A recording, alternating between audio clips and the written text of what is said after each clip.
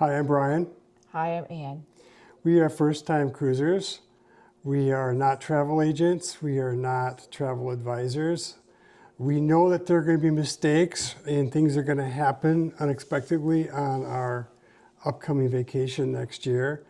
And we just wanted to talk about some of our expectations without getting into specifics as far as where we're going, what we're doing, which cruise line we're doing, etc. We do know that things are not going to go perfectly. They never do. And part of the experience is just to have a good time and enjoy ourselves, live in the moment, and just kind of roll with the punches, so to speak. You want to add anything? Nope. We know that there's going to be a lot of people on the cruise ship. It's going to be crowded. There are going to be times when it's going to be very frustrating. And as I've heard on many YouTube channels, one of the things we have to pack is our patience, especially on embarkation day, which is the day when everybody gets on the ship. Basically, you've got anywhere between 2,500 to 6,500 people getting off the ship, and in 2 or 3 hours, you're trying to get that same number of people back on the ship. And most of them head right to the buffet because they've been waiting around for a while to get on the ship. So the buffet is going to be really crowded. There's not going to be a lot of seats. The expectations that we have going on is that the first day is going to be rather hectic just because of everything that's going to be happening. Having to wait for the room to get ready because it's not going to be ready when we get on board right away. That's a big part of it, is just because we don't know what to expect after that, other than it's going to be busy. We don't know if our plane's going to arrive in time for us to catch the ship. We plan to go in a day early just in case something does happen and we get delayed on our way there. We've done everything that we can from a planning standpoint from both, this is our original plan, but we've also tried to make plan Bs and plan Cs in case things go wrong, but we can't plan everything to the nth detail. After all, we're trying to have fun, not trying to manage every little potential hiccup along the way. I think you're right, but I'm optimistic that everything will go almost to the plan. I think that it may be crowded, but we have no idea how many people are actually taking this little voyage that we're taking. I think it'll be a challenge, but I think we will find ways around it to overcome the challenges and stuff. I think we will be okay. We will find some humor in it. I think we will meet some new people. At least I'm optimistic. I hope to meet some new people on this voyage. I just am optimistic. I hope no one gets sick. I hope that we just have a good time for our first time doing this, and that we don't end up seasick where we have to see the sea doctor.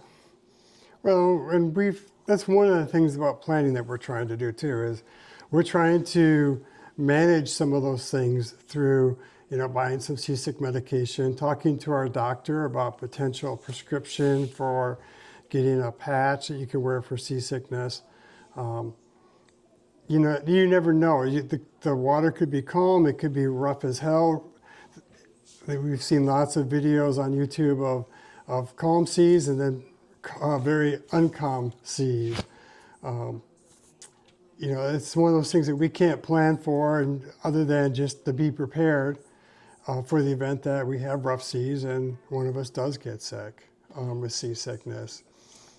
I think my expectation is just to go have a good time and just to live in the moment and see what happens and just kind of take it day by day forward. I think the first day will be interesting, but I think we are fast learners and I think we'll learn from it real quick.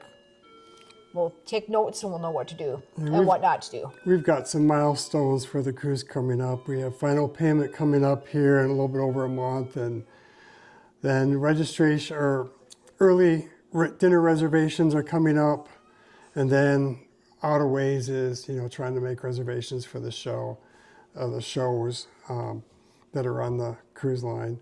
But before we get there, we'll talk in a different video a little bit more about where we're going, which cruise line we picked, why we picked them, what our decision process was. Other than that, I guess the other thing is that we're not trying to manage everything to the nth degree. See a lot of people asking questions about, is there a hair dryer on the ship? Well, yeah, it's a floating hotel. There are rules and things that you can bring on and things that you can't bring on a cruise ship. Those are all on the cruise line's website.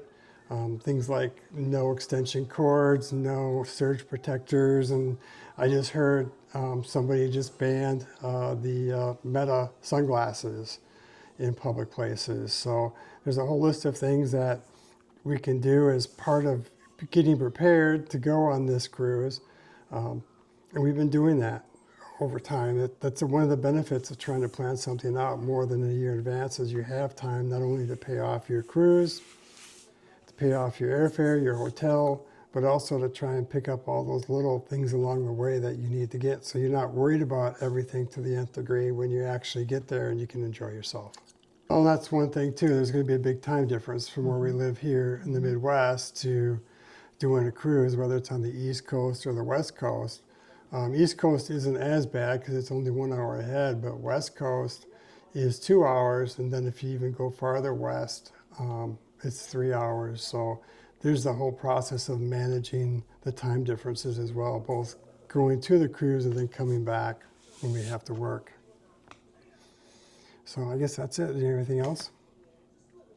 No, I'm just looking forward to this vacation